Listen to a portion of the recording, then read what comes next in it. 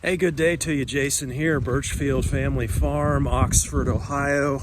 Raise grass-fed red Devon cattle, St. Croix sheep, and chickens in a rotational grazing system. We produce a little bit of honey and do some maple syrup as well. And I say that because that's what we're going to be talking about today. I'm going to take you through a finish process for our maple syrup. We've had some people asking about that.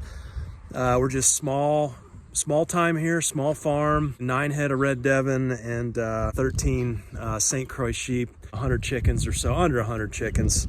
But we do meat birds as well, broilers.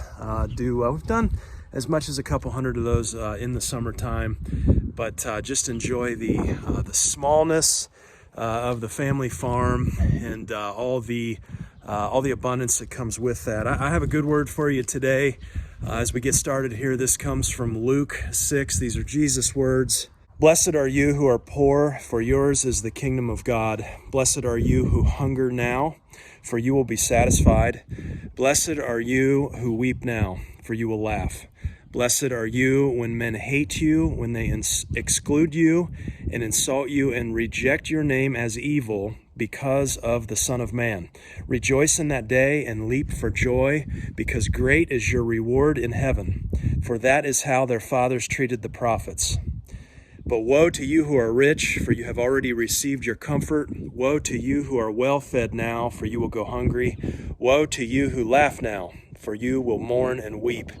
Woe to you when all men speak well of you, for that is how their fathers treated the false prophets. Just a gorgeous, gorgeous day here on the farm. Mid 50s, we're in the 50s, it's sunny. We had over an inch of rain here yesterday. So, you get that wet weather followed by some sunshine here.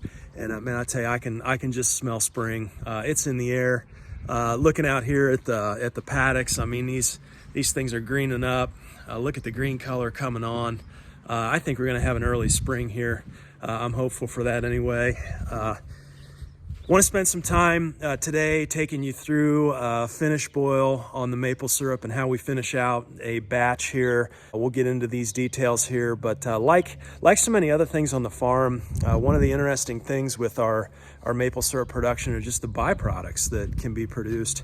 And I tend to appreciate that more and more, as we go through the years here on the farm. Like for instance, our chickens, our meat birds, we got into those for meat production. The meat's delicious, and love doing those and selling those and eating on those. But the byproducts over the years have become just as important to me as the actual meat, if not more important. We use those broilers strategically out here on the chicken tractor. In the chicken tractor, when we put down fertilizer, we put down that manure nitrogen exactly where we want it with those birds. And so that's something that I very much appreciate, as well as the rotational grazing system here, the ruminant animals, running those together, running the chickens behind the laying hens. And it all works together. You've got fertilizer as a byproduct, and maple syrup, small scale maple syrup production here is no different. And we kind of have stumbled upon the small-scale production of biochar. Biochar has a lot of surface area. It's very carbon-rich material. I think you're going to enjoy today's video here, because we're gonna take you through the maple syrup finishing off process, and also let's dive into one of the byproducts we produce here, which is biochar for the farm. So with maple syrup, some of you may know, it's about a 40-to-1 ratio. So it takes 40 gallons of good quality sap, and that will boil down and typically give you a yield of 1 gallon of syrup, so 40-to-1. So it's very labor intensive. That's why we use that RO to really pull out a lot of that water up front. In the second boil here, we've done almost 115 gallons of sap. Run that through the RO. You guys remember we had our big pot up there, and that we'd kind of open the valve and try and match our evaporation rate here on this 2-foot by 4-foot evaporation pan. That's really what it's about with syrup, is you want the biggest surface area you can get to maximize that water boil off. So we got 115 gallons in here, condensed down into this, right here that you can see. And it's dark. You can see just a little bit of a boil there. Now, when you're finishing this off, there really is kind of an art to this process, because you don't want to take this down too far. If you do, you're gonna scald your evaporator pan potentially, but you're also gonna start to crystallize your syrup. You'll start to make candy, really maple candy, which is fine, but that's not what we're trying to do here. So our process here first is we want to get this as low as we can get it, this sap, okay? And really what we're trying to do is get that as low as we can get it in the pan, and get that over to our next station here, which is going to be boiling over propane. And propane just gives us a lot more control over the process. So 115 gallons here, that should boil down to about just under 3 gallons of finished syrup. So let's remember that. We'll see what we yield here. But this is kind of also where I wanted to jump in and talk about the fire side of things. We see our big pile of firewood over there, so that's what we're pulling from to run this evaporator. When we get into a situation like right now where we're trying to cool this off, because we're low enough. We've got this thing down, temperature's down, you can see, to I think that's right around 180, a little below. But I want to go over the process here for biochar production. This is kind of what we discovered just by necessity here, trying to cool this evaporator pan, cool this sap down as quickly as we can. Okay, so here's what we do when we're done. We let this thing burn down, and this is beyond really where we want to harvest our char, because there's a lot of ash in here now. But essentially, I'll just kind of show you the process here. So what we do is we pull this char out. It's not char yet, but basically just hot coals. You want a lot of red hot coals. You don't want to be pulling logs out or anything like that. But we're just getting the real hot coals out. Okay, minus the ash. You're gonna have some ash in there. You put them in the bucket, and that's just a regular old ash bucket. Keep a lid on it, and 20 minutes later, that thing is cooled down. You can see, what we've just gathered off of this fire here. Now, there's quite a bit of ash in here, but we'll rinse that. And essentially, what we're doing then is we're taking this char and we're putting that through a garbage disposal and grinding it with water, rinsing it, collecting it, and then we're using it in water filtration. We're attempting with a sand system, 2 types of sand, 2 types of gravel, and then biochar at the very end of a water filtration system. And we're trying to, not sure if you can see the windmill back there, but there's a well underneath there. That well is high in nitrates. And so we're trying to pull nitrates out of that water. And, we'll do some more videos on that and let you know how that goes. But, biochar, you can use biochar for all kinds of stuff, around the farm. There have been studies done on dairy, cows, and the dairy cows, producing increased milk yields, when fed char. I saw a farmer out of Australia. He was doing, increasing his dung beetle population, running cattle, rotationally grazing. And, in order to bury that char, he was feeding the char mixed with molasses to his cattle. And then his dung beetle population was actually burying that, when that char's run through the animal, it's going to inoculate it.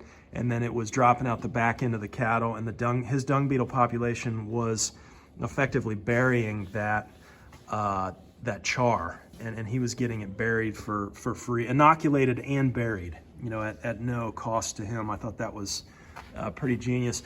But char can be used in gardening as well. You don't want to take it like this. You don't want to take it in its raw form and just throw it in your garden or bury it. It's going to pull nutrients out of your soil. But you can look up inoculating biochar. If you inoculate that char, then you can absolutely use it in the garden or on pastures or wherever. I think the advantage to the char from the research we've done is that there's so much surface area on biochar that it acts as almost like a hotel for your microbes in the soil. So the microbes like to take up residence there. So, you talk about a system where, we've got our cover cropping going out here, And you know, you introduce char into that, and you've got a place for all those microbes right on pasture. You know, that's appealing to me, as well as water filtration. So lots of uses for char out here on the farm, and it is just a byproduct of our syrup production over wood. I'm gonna continue to let this cool. You can see we still got a little bit of steam coming off here, but I think, you know, that's just about as far down as I want to take it. I know, you know, based off of doing this for a number of years, I need to be below that draw off well there, and I need to be below my thermometer. Well, I guess actually that thermometer is probably not real accurate since it's not in the syrup at this point, but you know, we're gonna continue to let this cool off here. Kind of the art is you want to boil off as much as you can boil off with the wood, so that we're not using propane or electric as much in the end. And then we're going to transfer this and take it from the evaporator pan. We'll prop this thing up, take it out of the draw off valve there, and then move it over to our bigger pan, our bigger pot over propane. But back here, heating up some coffee here, you know, putting that on the hot exhaust there works great. Keeps your coffee nice and hot. You know, you can see this is all the char that we produce just off of this is our second boil down. And you can see this is what I'm talking about. I mean, there's some ash mixed in there, but that'll all rinse off. And then what we're after, you know, is this right here. And, you know, that's gonna get ground down as we put it through that garbage disposal.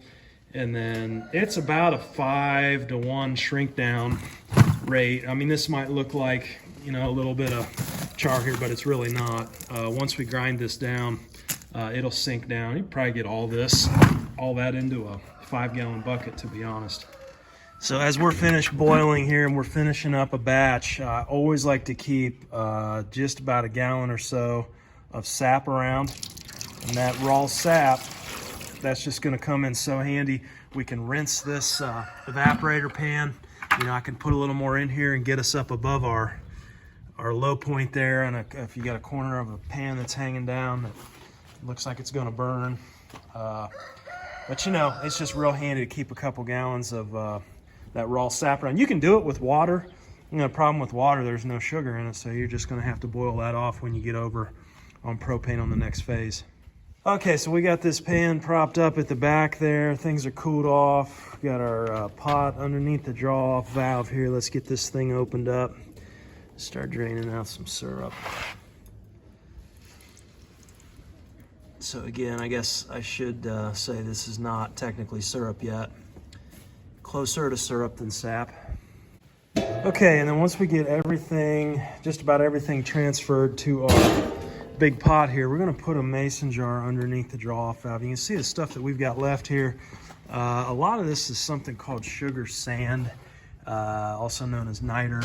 And that sugar sand is useful. I don't want it in our syrup batch that we're finishing here because it'll plug the filters quite a bit more than just the regular sap and syrup. So we're gonna drain that off into a mason jar and set that aside.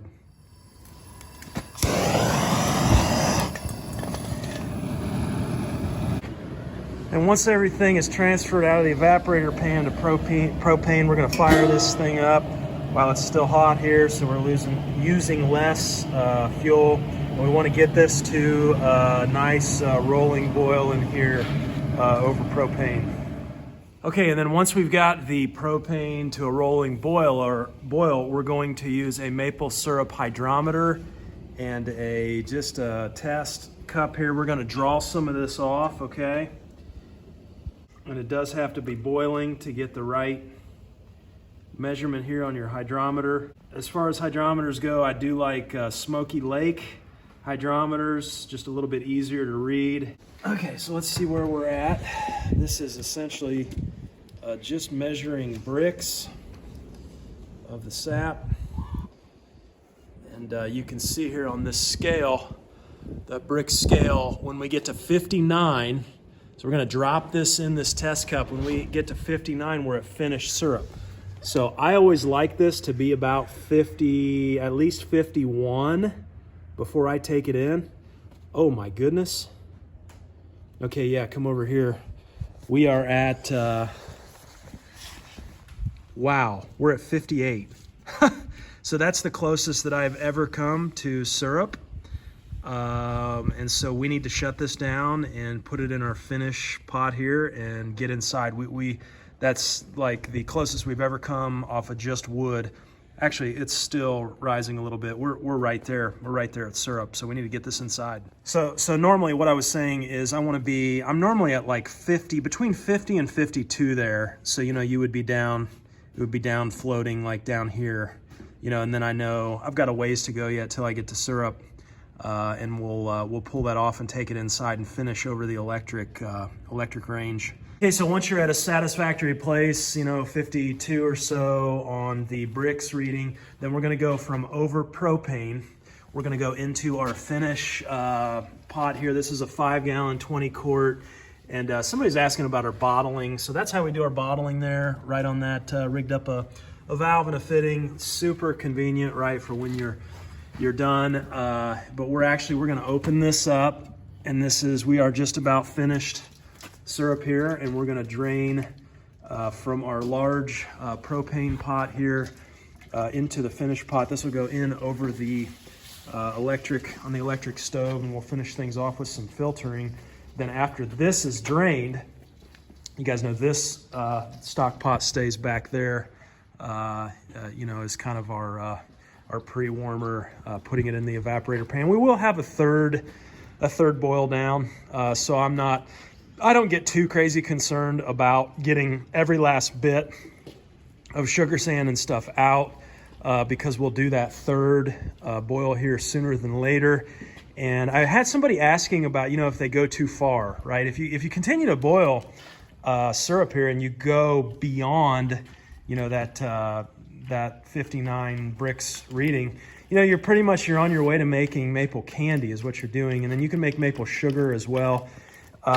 But I had somebody asking, he said that a local friend here that went beyond where he was supposed to go, and he had everything was like sugar, you know, granulated. And so you can take that as long as it's not burnt, and you can put that back in with just sap. So put that back in with sap and then reheat it, and all that's gonna, you can make syrup again with that. And so if you go too far, it's no big deal. Just like I said, that's why I like to have that little bit of sap, or sap, maple sap on hand. You can do it with water, but prefer the sap to just the water. Okay, so here's everything drawn off. That's 115 gallons of sap condensed down into a 5-gallon pot here. I'd say we're up over between 3 and 4 gallons here that all that has condensed down to. And you know, based off that bricks reading, we're just about maple syrup here. We got a little more boiling to do. We'll take this inside, but this is that jar niter. You can see that sugar sand. And what we're gonna do with that is just take it in, and we're gonna let that settle out.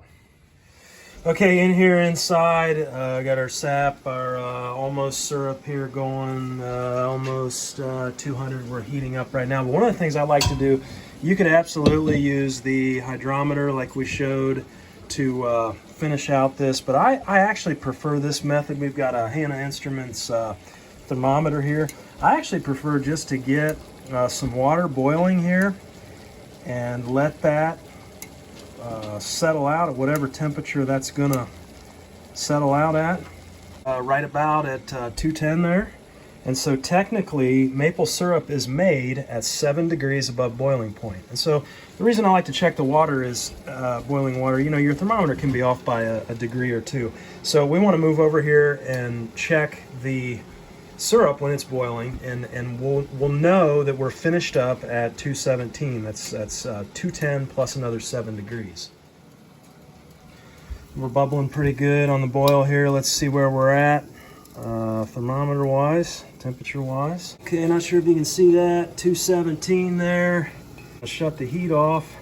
I'm gonna have Sam use the hydrometer cup. Let's check the cup here and the hydrometer and make sure that that matches up.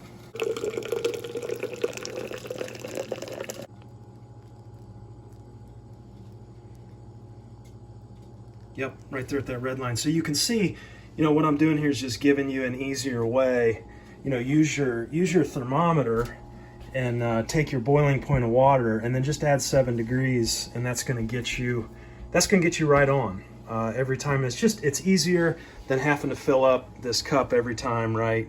And take it that way, because now I got to take it out, clean it, I got to pour the cup back in here, and to do that over and over is gets a little cumbersome. But the thermometer, that method has worked great for us. Just a quick note too on these hydrometers. There are 2 different kinds of hydrometers. This is a maple syrup hydrometer, and again you can see that 59 bricks on there. That's when you're at boiling, that mark there. And temperature does play a role, but there are 2 different kinds of hydrometers here. There's a syrup hydrometer, and then you have a sap hydrometer. And so the sap hydrometer is the one that we're using when we're out there, trying to get sugar readings on sap and comparing that to the reverse osmosis machine. You need a sap hydrometer. This is a syrup hydrometer. So you want to have both those on hand, especially if you run an RO. That way you can make sure you're not getting any sugar in that permeate side. Okay, the last step in finishing off our maple syrup here is the filtration process. And you can use all kinds of stuff to filter maple syrup. I've discovered that there's just nothing that works quite like these cloth professional filters, and then these inserts right here. You buy the inserts and the cloth filter separately. You can see we got a super professional rig job here hanging off the cabinet. I'll put a pot below there, and then when we're bottling, we'll transfer it back into here after we filter, and that's really easy to bottle, right off here. But we're just going into mason jars tonight, so we go into any old regular pot and pour it in. Then you can use cheesecloth, you can use coffee filters if it's just for you. I don't. The problem with those is you're never going to get all of the sugar sand out. Okay, you always have a little bit, kind of a cloudy syrup, and that's fine if it's just for home consumption. Nothing wrong with that. But we sell our syrup, and I just don't feel right about having any kind of sand in it whatsoever. And so I use 2 of these inserts, and then the cloth filter, and then I just change out that top insert as needed. This process here, this takes, I would say, every bit as much patience as actually cooking down the sap to syrup. It is a long process filtering. I don't enjoy this. I would say our next purchase, if we continue growing this part of the farm business here, I would say our next purchase will be a vacuum filter, and those are pretty neat looking, and I've heard great things about them. Just very, very quick, and you're kind of using a vacuum to pull this down through filtration, get really crystal clear end product that doesn't take a whole lot of time. And so not this year though. We'll use what we've got here. So let's get this filtered out. Okay, so this is all we do. This is the hot end product here, 217, and we're just going to ladle that in and just let that drain out.